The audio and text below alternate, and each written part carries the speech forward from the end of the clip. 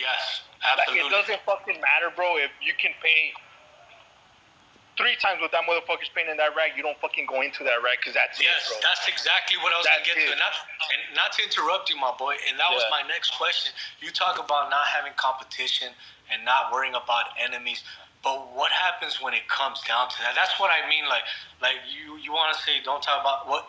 There is always going to be that motherfucker trying to outwin your rag house. Yeah. And how do you handle it's always that? like, if I'm honest, bro, like, when shit like that happens, because it's been happening, it's always the new generation. Oh. It's the young kids. Like, you know what I mean? Yes. The ones that are trying to up and come, and it's okay. They don't understand. They would never know, bro, because they're not about that life. It's a mafia. You know what I mean? they'll never understand. You know what I mean? Hey, laptop. Hey, but let me tell you something, my boy. And this was, hey, you guys got to hear this fucking story. And just to let you know, my boy, before I met Jesse, you guys, I have a story to tell you guys. How many rag houses do you control, my boy? Just throw it out there. As of today, 32. All right, 32. You guys, before I met Jesse, I went down to, I'm not going to say where you're from, my boy, because I don't want everybody stalking you, but I went down, and I didn't even know he was down there, you guys, at the time. But this is a real-life story, you guys. Before I met him, I've heard about him on the app. This is when I first started, my boy, on Whatnot.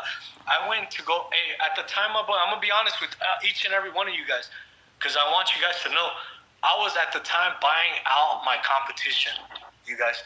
When I went into your hood, my boy, I dropped down 14 grand just to slow down my competition on this app, my boy. And they're on here right now, and they know I spent money on them, my boy, just to slow them down, just so I could shine. You know what I mean? And that's something I did. I bought out my competition, and there was this one motherfucker, dog, that I went to. He was a fucking nerd, my boy. And if you guys don't know me, I will lowball you to the max. That was my job, to lowball you, dog. To lowball you. So I went in there and went to go get this fool shit. Hey, Jesse, listen to me though, my boy. Listen to me. So I went in there and I was sitting down talking to him, talking about life just the way we are, right?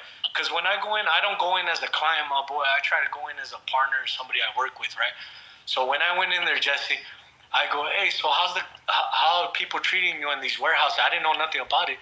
He goes, I got this motherfucker right now telling me some shit. I go, who, Tony? He goes, nah, that's another motherfucker, this and that, right? I go, all right, cool, whatever.